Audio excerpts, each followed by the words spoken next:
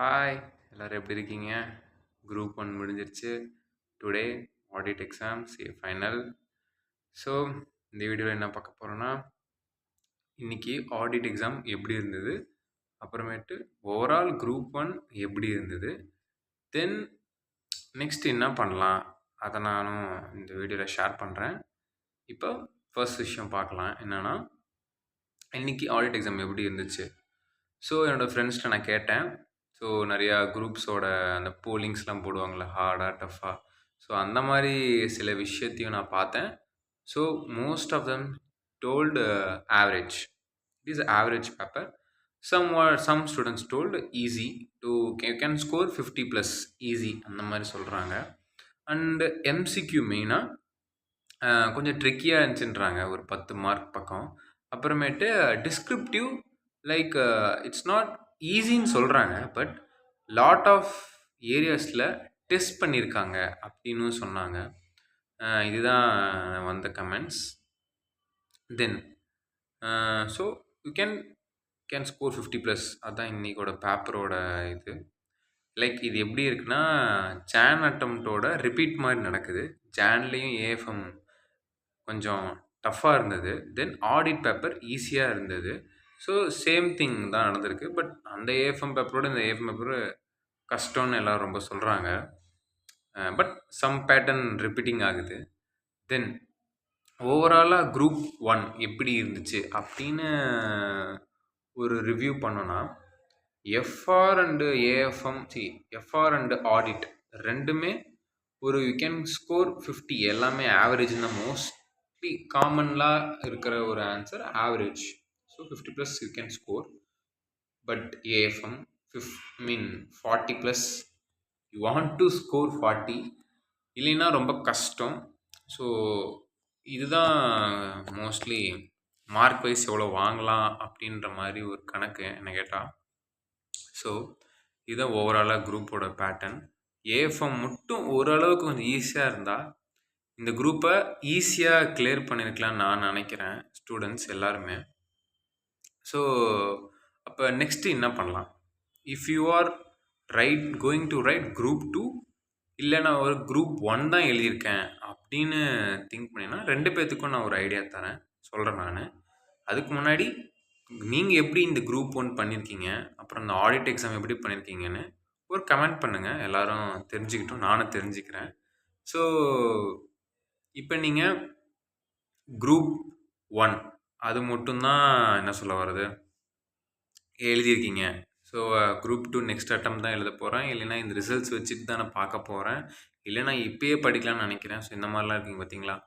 So அவங்களுக்கு நான் என்ன அட்வைஸ் பண்ணுறேன்னா, again this is not 3 year attempt. 3 attempt per year கிடையாது. 2 attempt மறுபடியும் மாற்றிட்டாங்க. So next exam will going to be on November only. So you have plenty of time.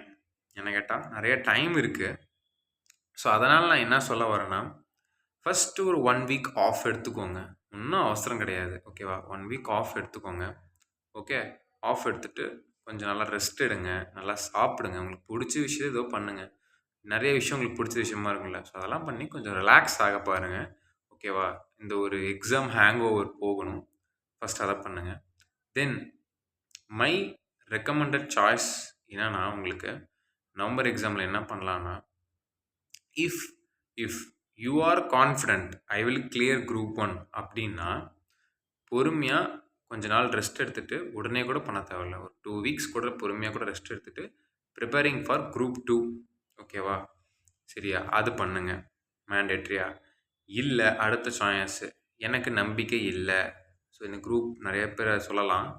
நான் என்ன சொல்லணும்னா, நீங்களும் ஒரு 1 week நல்லாவே ரெஸ்ட் எடுங்க first. It's not urgent.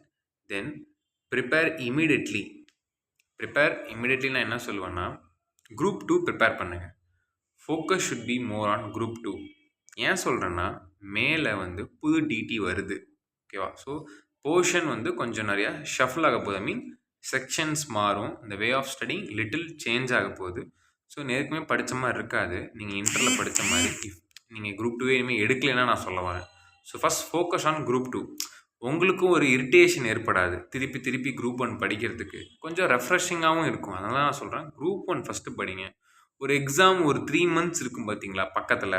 3 months அந்த மாரி டைம்ல இருக்கிறப்ப, you can take group 1 because ஏன் சொல்றேன்னா, நான் ரொம்ப நாள் சொல்லலைன்னா, நீங்க நெறைய நல்லா படிச்சிருப்பீங்கன்னு வச்சுக்கோங்க. நெறைய படிச்சிருந்தீங்கன்னா, இந்த குரூப் 1 சீக்கிரமா படிச்சிருவீங்க. ஏற்கனவே 2 அட்டெம்ப்ட்ஸ் குடுத்துருந்தா. ஸோ, அதனால தான் ஒரு 2 மந்த்ஸ், 3 மந்த்ஸே என்ன கேட்டா போதும்னு நெனைக்கிறேன். பட் இந்த குரூப் 2 நல்லா வந்து ப்ரிப்பேர் பண்ணுங்க. இன்க்ளூடிங் ஐபிஎஸ் மறக்காதீங்க. ஐபிஎஸ் இஸ் எ சப்ஜெக்ட் ஓகேவா? ஸோ, இதுதான் நான் உங்களுக்கு என்னோட ஒரு சின்ன அட்வைஸ். இல்ல நான் வந்து குரூப் 1ஏ நான் எழுதுறேன் அப்டின்னாலும் எந்த ஒரு ப்ராப்ளமும் இல்ல. குரூப் 1 மட்டும் நல்லா அகைன் படிங்க. ஏன் சொல்றேன்னா, சில பேர் குரூப் 1 நான் நல்லா படிக்கல. இப்போதைக்கு சும்மா தான் எழுதியிருக்கேன் அப்டின்னு சொல்லுவீங்க. ஸோ, அது பண்ணுங்க. ஓகேவா? இத மெயினா பண்ணுங்க. Somewhat if you are feeling mixed இல்ல எனக்கு தெரியல, வரும்னு தெரியல, வரலன்னும் தெரியல, பாஸ் ஆகணும்னு தெரியல குரூப் 1 அப்படின்ற மாரி ஃபீலா இருந்துச்சுன்னா, அ ஜஸ்ட் கொஞ்ச நாள் கழிச்சு படிக்க ஆரம்பிங்க. ப்ராப்ளம் இல்ல என்ன கேட்டா. பிகாஸ் ரிசல்ட்ஸ் வந்து 1 1/2 மந்த்ஸ் ஆகுது. So it's costly 1 1/2 மந்த்ஸ்ன்றது. ஸோ வேஸ்ட்டா போயிறக்கூடாது. ஸோ அதனால if you are feeling confused கொஞ்ச நாள் கழிச்சு படிக்க ஆரம்பிச்சுருங்க. அது நல்லது தான். அது வேஸ்ட்டாவும் ஆகாது. In case results not go by our வேனாலும், இல்லைனாலும் ப்ராப்ளம் இல்ல. You are updating the knowledge. அது ஒண்ணும் தப்பு கிடையாது. அது இன்னும் ஒரு கொலக்குத்தம் கிடையாது நம்ப. எவ்வளோ நேரத்தில ரீல்ஸ்ல ஸ்க்ரோல் பண்றோம், ஷார்ட்ஸ் பார்க்குறோம், நெறைய விஷயம் வேஸ்ட் பண்றோம் டைம. ஸோ இது இல்ல அந்த மாரி எனக்கு வேஸ்ட்டா போயிடுமே அப்பலாம் நெனச்சுலாம் ஃபீல் பண்ணாதீங்க. ஓகேவா? ஸோ இதுதான் உங்களோட சஜஷன். நீங்க குரூப் 1 மட்டும் தான் இப்ப எழுதியிருக்கீங்கன்னா, இல்ல இப்ப நெக்ஸ்ட் விஷயம். நான் குரூப் 2 இப்ப எழுதப் போறேன். அப்ப நான் என்ன பண்றது? ஸோ உங்களுக்கு வந்து நல்ல ஒரு வாய்ப்பு இருக்கு என்ன கேட்டா. இன்கேஸ் குரூப் 1ல அக்ரிகேட் வரலைனாலும், என்ன வாய்ப்பு அப்டின்னனா, ஐசியோட பியூட்டிஃபுல்லான ஒரு ரூல் இருக்கு. 6 பேப்பருமே யூ கேன் டோட்டலா 300 வந்தா போதும். எவ்ரி பேப்பர்ல 40 இருந்தா போதும். ஸோ அந்த ஒரு பியூட்டிஃபுல்லான ரூல நீங்க யூஸ் பண்ண முடியும். ஏன் எப்படி சொல்றேன்னா, ஜஸ்ட் ஃபோக்கஸ் இந்த 3 சப்ஜெக்ட்ஸ் இருக்குல்ல குரூப் 2ல ஒரு பேப்பர கட்டாயமா 60+ எடுக்க பாருங்க. மேண்டேட்டரியா நான் சொல்ல வரேன்.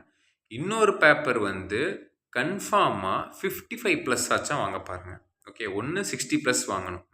மேண்டேட்டரி. இன்னொன்னு 55+. இன்னொரு பேப்பர் நான் என்ன சொல்ல வரேன்னா, at least you want to score 45+. ஏன் இத நான் இந்த ஸ்ட்ரெஸ் பண்றேன்னா, 55+, 45+ அப்படின்னு 2 பேப்பர் எடுக்கிறீங்கன்னு வச்சுக்கோங்களேன். ஸோ 2 பேப்பருமே பாஸு 100 மார்க்ஸ் வந்துருச்சு. இந்த 65+ மார்க் எங்க யூஸ் ஆகும்னு நான் சொல்ல வரேன்னா, group 1. Because most of the கேஸ்ல இப்ப என்ன ஆயிருக்குன்னா, ஏஎஃப்எம்ல 40 வாங்கணும். 2 சப்ஜெக்ட்லயும் 50+ மோஸ்ட்லி எடுத்துருவீங்க. 53, 54ன்னு எடுத்திருப்பீங்க. அண்ட் ஒரு 5 மார்க்ஸ், அந்த ஒரு 7 மார்க்ஸ் அப்படின்னு குரூப் 1ல என்ன சொல்ல வருது, ஷார்ட் ஃபால் ஆக வாய்ப்பு இருக்கு. ஒரு 10 மார்க்ஸ்க்குள்ளவே வச்சுக்கலாம். ஸோ இந்த குரூப்ல நீங்க 60+ எடுத்தீங்கன்னா, அது வந்து நமக்கு பயங்கரமா யூஸ்ஃபுல் ஆகும். ஸோ அப்படி ஒரு எய்ம் பண்ணுங்க. உங்களுக்கே தெரியும். பட் நான் உங்கள ஆன்சர்ஸ் செக் பண்ண சொல்லல. எவாலுவேட் பண்ண சொல்லல. அதெல்லாம் எதுவும் பண்ணாதீங்க. உங்களுக்கே தெரியும்ல, எனக்கு இவ்வளோ வரும், இதுல இவ்வளோ வரும்னு. ஜஸ்ட் ஒரு அசம்ப்ஷன் பண்ண முடியும். ஸோ அத ஃபோக்கஸ் பண்ணி ஒரு அசம்ப்ஷன் எடுத்து எந்த பேப்பர் உங்களுக்கு பெஸ்ட்டோ அத ஃபோக்கஸ் பண்ணி நான் சொன்ன மாரி அப்பியர் பண்ண பாருங்க. இதுதான் best way to clear this 6 paper எனக்கு தெரிஞ்சு. இது இன்னொரு முக்கியமான விஷயம். ஐபிஎஸ்ஸ லேசா எடுத்துக்காதீங்க.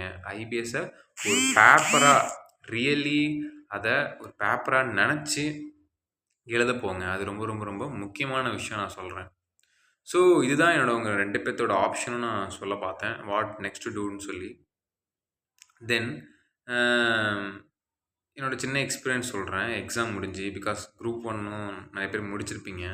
So what I felt after writing both groups என்னன்னா, லைக் நான் சொன்னேன்ல ஒரு எக்ஸாம் ஹேங் ஓவர்ன்னு. ஸோ அந்த ஒரு ஹேங் ஓவர்ல தான் நானும் இருந்தேன். உங்கள மாரியே. என்னோட ஃப்ரெண்ட்ஸ் எல்லாரும் அப்படிதான் இருந்தோம். எப்படி சொல்றதுன்னா, 6 பேப்பரையும் முடிச்சுட்டு நாங்க ஒரு ரெஸ்டாரண்ட்ல சாப்பிட போறோம். இப்படி சாப்பிடுறோம். யாரும் ஒரு பேச்சு கூட பேசல. எப்படி சொல்றது? ஒரு இளவு வீட்ல இருந்தா எப்படி பேசணுவாங்க. அந்த மாரி ஒரு என்ன பேசுறதுன்னே புரியல. என்ன சொல்றதுன்னு புரியல. பிகாஸ் ஐபிஎஸ் எங்களுக்கு ரொம்ப கொஞ்சம் எப்படி சொல்றது? என்ன எழுதியிருக்கோன்னே புரியல. என்னதான்டா இது? அந்த மாரி இருந்தது. ரொம்ப ஒரு மாரி டிமோட்டிவேட்டடா இருந்துச்சு எங்களுக்கு 3 ஐ மீன் எங்க ஃப்ரெண்ட்ஸ் எல்லாத்துக்குமே. ஸோ ஒரு சாம்பி மோடு தான். ஒரு வாரத்துக்கு அந்த மாரி தான் இருந்தேன். ஸோ இந்த மாரி தான் இருக்கும். Don't worry. ஒரு 1 வீக்ல எல்லாமே காணா போயிடும். ஸோ பெட்டர் சின்ன நான் ஒரு அட்வைஸ் தரேன். என்ன பண்ணணும்னு நான் சொல்றேன் மேண்டேட்டரியா. முடிஞ்ச அளவுக்கு ஃபோன் ஆர் டிவி இதெல்லாம் அவாய்ட் பண்ண பாருங்க. ஸ்க்ரீன்ஸ. பிகாஸ் நீங்க ஒழுங்காவே தூங்கியிருக்க மாட்டீங்க. கண்ணெல்லாம் பயங்கரமா வலிக்கும். ஒழுங்கா சாப்பிட்டுருக்க மாட்டீங்க. ஸோ இது எல்லாமே ரிஃப்ளெக்ட் ஆகும். இந்த நேரத்தில வேற செம்ம ஒரு மாரி இருக்கும் மைண்ட் ஆஃபா. எடுத்தோனே டிவியும் ஏதோ பார்க்க ஆரம்பிச்சீங்க. ரீல்ஸ் ஸ்க்ரோல் பண்ண ஆரம்பிச்சீங்க. அவ்வளோதான். அது அப்படியே ஒரு அடிக்ட்டே ஆயிரும். நல்லாருக்கும் ஆனா. உண்மைய சொல்றேன். நல்லாருக்கும். But it's not healthy to do. So mostly avoid பண்ண பாருங்க. ஃபேமிலியோட கொஞ்சம் டைம் ஸ்பெண்ட் பண்ணுங்க. நல்லா தூங்குங்க. சாப்பிடுங்க. ஏதோ ஒரு பிளேஸ்க்கு போங்க. ஒரு நேச்சுரல் பிளேஸ்க்கு போங்க. எங்கேயோ ஒரு எப்படி சொல்றது? ஒரு ஹில்ஸ்க்கு போங்க. இந்த சிச்சுவேஷன்ல எல்லாம் கூட்டமா இருக்கும். தெரியுது. பட் ஏதோ ஒரு நேச்சுரல் சினாரியோக்கு போனீங்கன்னா, யூ ஃபீல் ரிலீஃபா இருக்கும் என்ன கேட்டிருந்தா. ஸோ அத பண்ண பாருங்க மோஸ்ட்லி. இந்த ஒரு கொஞ்ச நாள் அந்த 1 வாரம். ஸோ 1 வாரம் கழிச்சு நான் சொல்லுவீங்க, நான் பாஸ் ஆயிடுவேன் அப்படின்னு நம்பிக்கை இருக்கும்ல.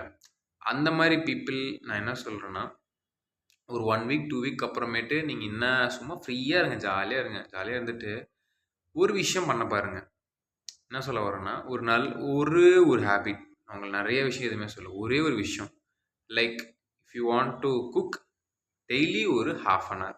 If you want to read book daily ஒரு 1/2 an hour. If you want to learn anything daily ஒரு 1/2 அன் ஹவர். ரொம்ப ஈஸி தான். 1/2 அன் ஹவர் தினைக்கும் பண்ணுங்க. இதோட ரிசல்ட்ஸ் பயங்கரமா உங்களுக்கு தெரியும். ஏன்னா ஒரு 1 மந்த், 1 1/2 மந்த்ஸ் சும்மா தான் இருக்க போறீங்க மோஸ்ட்லி. அதான்டா எல்லாம் முடிச்சோம். அதனால தான் சொல்றேன். ஒரே ஒரு ஹேபிட். நெறைய இல்ல. காலைல எக்சர்சைஸ் பண்ணு, அப்புறம் யோகா பண்ணு, அப்புறம் புக்கு படி, அப்புறம் புதுசா கத்துக்கோ, அப்புறம் டைம் ஸ்பெண்ட் பண்ணு, அது இது பண்ணு. நெறையலாம் நான் எதுவுமே சொல்லலப்பா. ஒரே ஒரு விஷயம் 1/2 அன் ஹவர் தினைக்கும் பண்ணுங்க.